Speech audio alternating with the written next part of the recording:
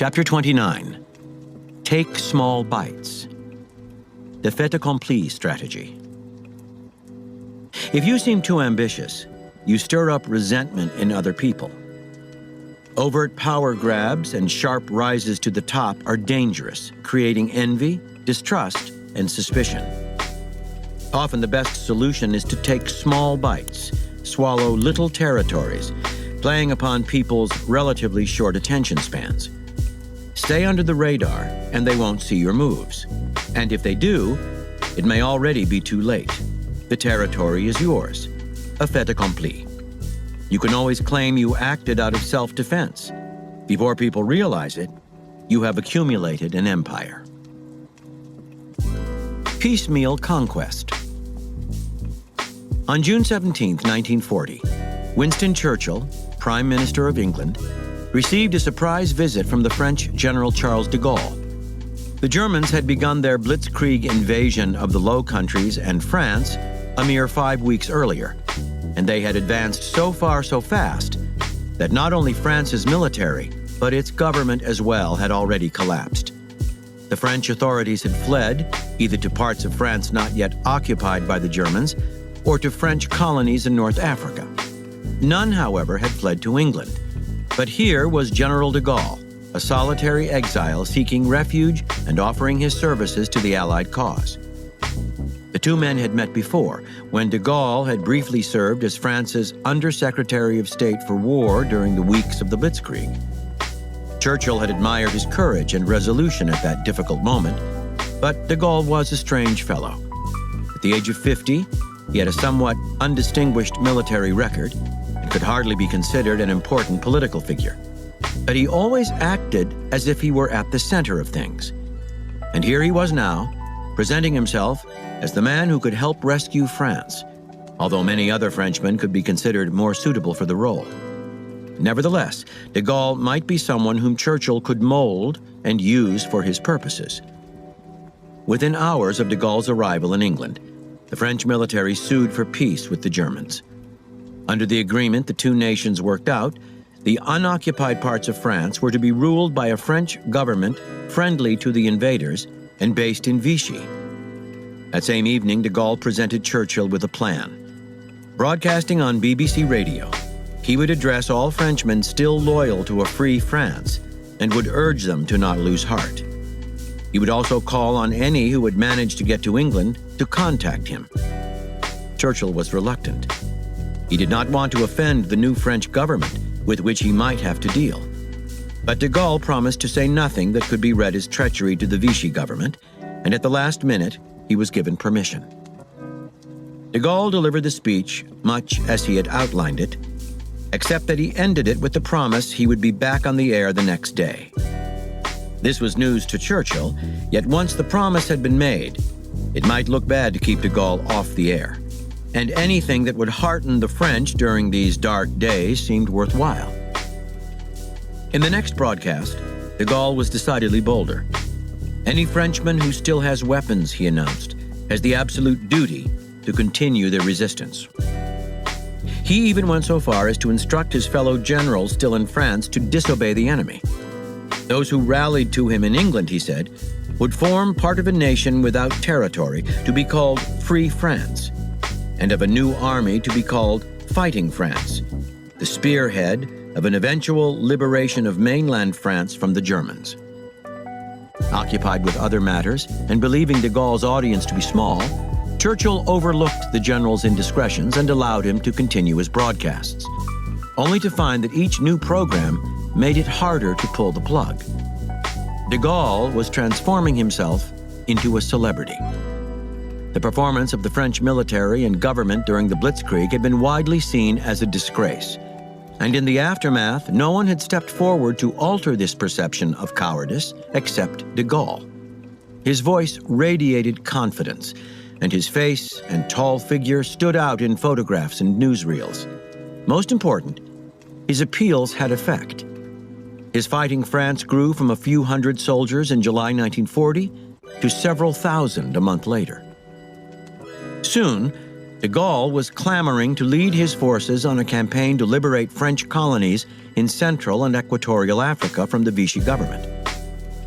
The area was mostly desert and rainforest, and was far from the more strategic regions of North Africa on the Mediterranean, but it contained some seaports that might be useful, and so Churchill gave de Gaulle his backing. The French forces were able to take Chad, Cameroon, the French Congo, and Gabon with relative ease. When de Gaulle returned to England late in 1940, he now had thousands of square miles of territory under his control. His command, meanwhile, had swelled to close to 20,000 soldiers, and his bold venture had captured the imagination of the British public. No longer the low-order general who had sought refuge months before, he was now a military and political leader. And de Gaulle was equal to this change in status. He was now making demands of the English and acting in a rather aggressive manner. Churchill was beginning to regret giving him so much leeway. The following year, British intelligence discovered that de Gaulle had been making important contacts among the growing French resistance movement. The resistance, which was dominated by communists and socialists, had started off chaotic, lacking a coherent structure. De Gaulle had personally chosen an official in the pre-war socialist government, Jean Moulin, who had come to England in October 1941 to help unify this underground force. Of all de Gaulle's maneuverings, this was the one that could benefit the Allies most directly. An efficient resistance would be invaluable. So, with Churchill's blessing, Moulin was parachuted into southern France in early 1942. By the end of that year, the increasingly imperious de Gaulle had so offended many within the Allied governments and armies, particularly U.S. President Franklin D. Roosevelt, that a plan was discussed to replace him with someone more malleable. The Americans believed they had found the perfect man for the job, General Henri Giraud, one of France's most respected military officials, a man with a record far more distinguished than de Gaulle's. Churchill approved, and Giraud was named Commander-in-Chief of French forces in North Africa. Sensing the Allied plot, de Gaulle requested a personal meeting with Giraud to discuss the situation. After much bureaucratic wrangling, he was granted permission and arrived in Algiers in May 1943.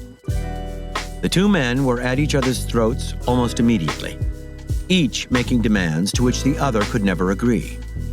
Finally, de Gaulle compromised.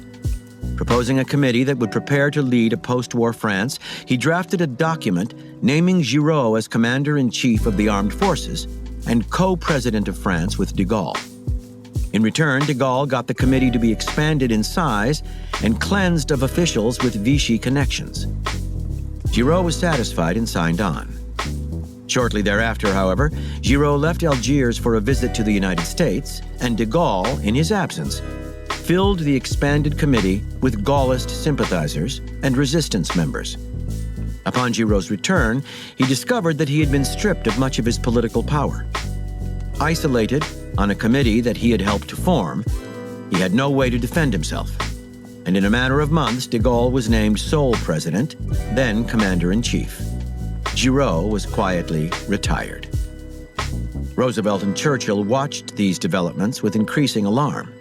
They tried to intervene, making various threats, but in the end, they were powerless. Those BBC broadcasts that had started out so innocently were now listened to avidly by millions of Frenchmen.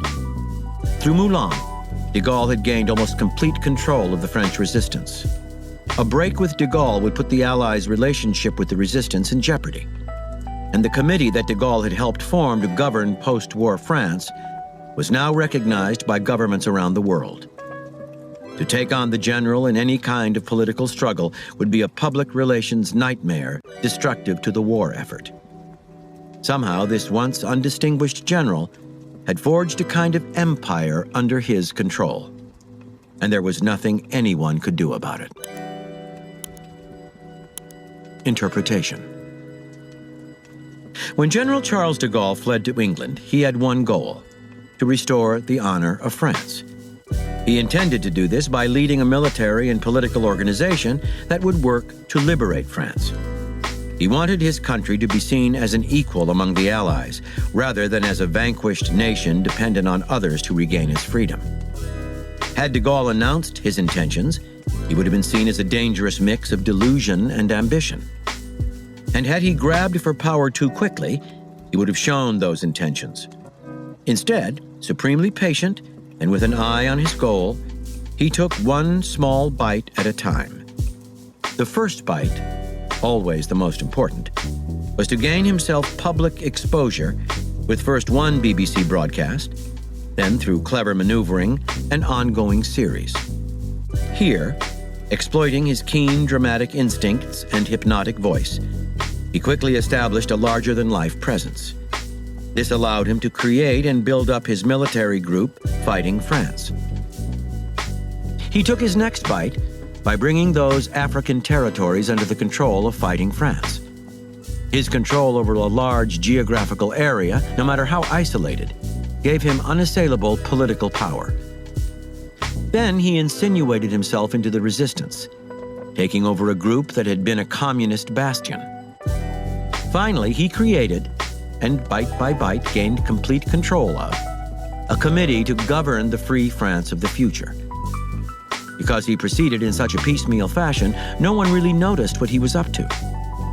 When Churchill and Roosevelt realized how far he had insinuated himself into the resistance, and into the minds of the British and American publics as France's destined post-war leader, it was too late to stop him.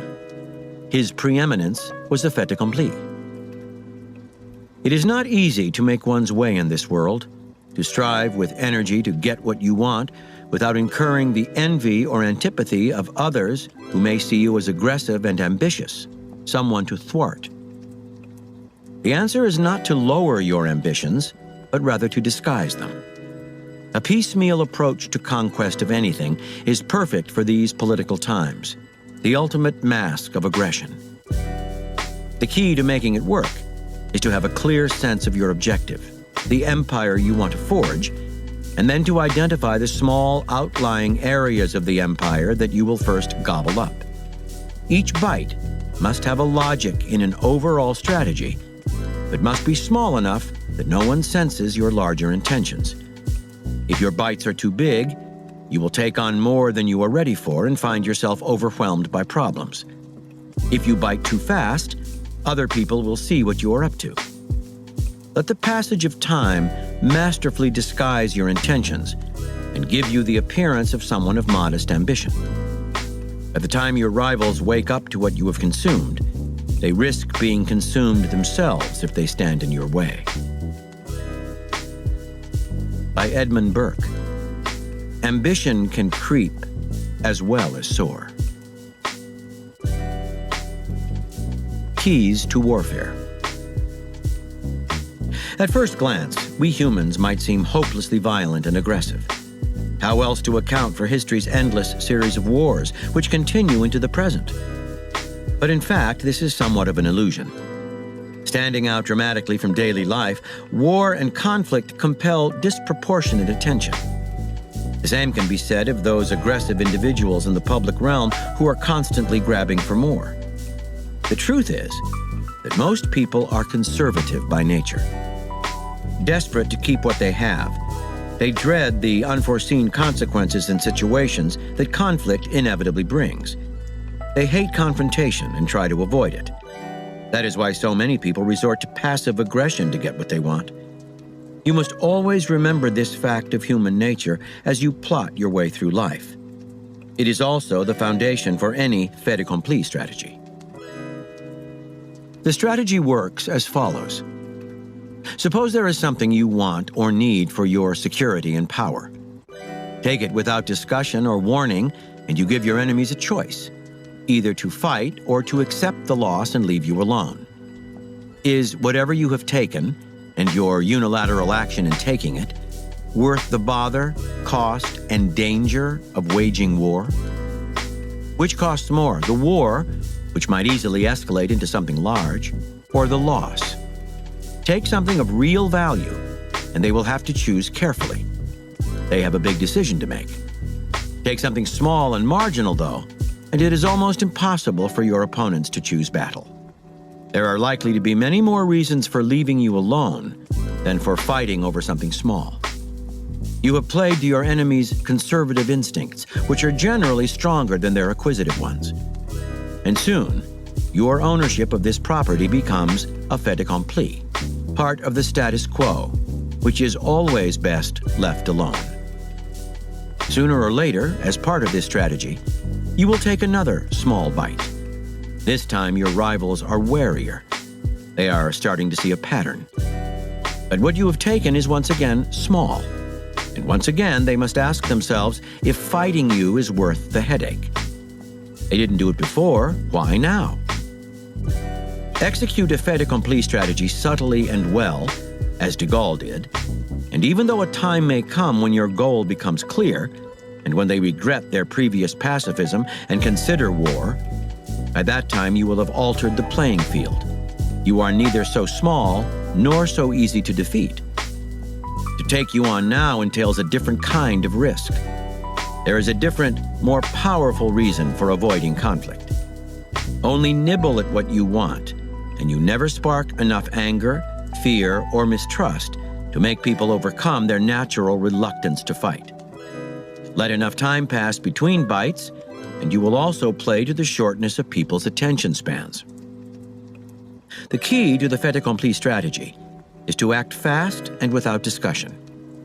If you reveal your intentions before taking action, you will open yourself to a slew of criticisms, analyses, and questions. How dare you think of taking that bite? Be happy with what you have. It is part of people's conservatism to prefer endless discussion to action. You must bypass this with a rapid seizure of your target. The discussion is foreclosed. No matter how small your bite, taking it also distinguishes you from the crowd and earns you respect and weight. When Frederick the Great became king of Prussia in 1740, Prussia was a minor European power. Frederick's father had built up the Prussian army at great expense, but had never really used it. The minute he put the army in play, he knew the other European powers would have united against him, fearing any threat to the status quo. Frederick, though massively ambitious, understood what had kept his father in check. The same year he took the throne, however, an opportunity presented itself. Prussia's great nemesis was Austria, where a new leader, Maria Theresa, had recently become empress. There were many who questioned her legitimacy, though, and Frederick decided to exploit this political instability by moving his army into the small Austrian province of Silesia. Maria Theresa, wanting to prove her toughness, decided to fight to take it back. The war lasted several years, but Frederick had judged the moment well. He finally threatened to take more territory than Silesia alone, and in the end, the empress sued for peace. Frederick would repeat this strategy again and again, taking over small states here and there that weren't worth fighting for, at least not hard. In this way, almost before anyone noticed, he made Prussia a great power. Had he begun by invading some larger territory, he would have shown his ambitions too clearly and brought down upon himself an alliance of powers determined to maintain the status quo. The key to his piecemeal strategy was an opportunity that fell into his lap. Austria was at a weak moment. Silesia was small, yet by incorporating this neighboring state, Prussia enriched its resources and put itself in position for further growth.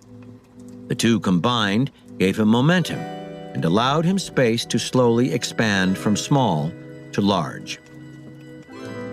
The problem that many of us face is that we have great dreams and ambitions. Caught up in the emotions of our dreams and the vastness of our desires, we find it very difficult to focus on the small, tedious steps usually necessary to attain them. We tend to think in terms of giant leaps toward our goals. But in the social world, as in nature, anything of size and stability grows slowly. The piecemeal strategy is the perfect antidote to our natural impatience. It focuses us on something small and immediate, a first bite. Then, how and where a second bite can get us closer to our ultimate objective. It forces us to think in terms of a process, a sequence of connected steps and actions, no matter how small, which has immeasurable psychological benefits as well. Too often the magnitude of our desires overwhelms us. Taking that small first step makes them seem realizable. There is nothing more therapeutic than action. In plotting this strategy, be attentive to sudden opportunities and to your enemy's momentary crises and weaknesses. Do not be tempted, however, to try to take anything large. Bite off more than you can chew, and you will be consumed with problems and disproportionately discouraged if you fail to cope with them. The fait accompli strategy is often the best way to take control of a project that would be ruined by divided leadership. In almost every film Alfred Hitchcock made, he had to go through the same wars, gradually wresting control of the film from the producer, the actors, and the rest of the team. His struggles with screenwriters were a microcosm of the larger war. Hitchcock always wanted his vision for a film to be exactly reflected in the script.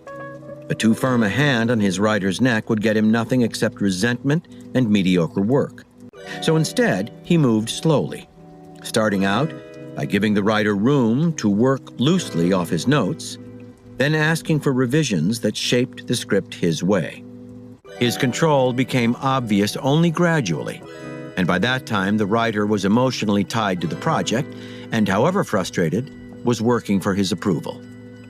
A very patient man, Hitchcock let his power plays unfold over time, so that producer, writer, and stars understood the completeness of his domination only when the film was finished. To gain control of any project, you must be willing to make time your ally. If you start out with complete control, you sap people's spirit and stir up envy and resentment. So begin by generating the illusion that you're all working together on a team effort. Then, slowly nibble away. If in the process you make people angry, do not worry. That's just a sign that their emotions are engaged, which means they can be manipulated. Finally, the use of the piecemeal strategy to disguise your aggressive intentions is invaluable in these political times, but in masking your manipulations, you can never go too far. So when you take a bite, even a small one, make a show of acting out of self-defense. It also helps to appear as the underdog.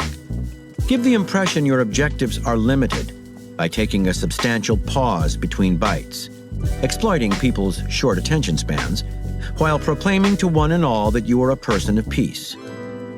In fact, it would be the height of wisdom to make your bite a little larger upon occasion, and then giving back some of what you have taken. People see only your generosity and your limited actions, not the steadily increasing empire you are amassing. Reversal. Should you see or suspect that you yourself are being attacked bite by bite, your only counter-strategy is to prevent any further progress or fait accomplis. A quick and forceful response will usually be enough to discourage the nibblers, who often resort to this strategy out of weakness and cannot afford many battles. If they are tougher and more ambitious, like Frederick the Great, that forceful response becomes more crucial still. Letting them get away with their bites, however small, is too dangerous. Nip them in the bud. Here are further reflections on the fait accompli strategy. From the I Ching. Shen development, gradual progress. This hexagram is made up of sun, wood penetration above, i.e. without, and ken, mountain stillness below, i.e. within.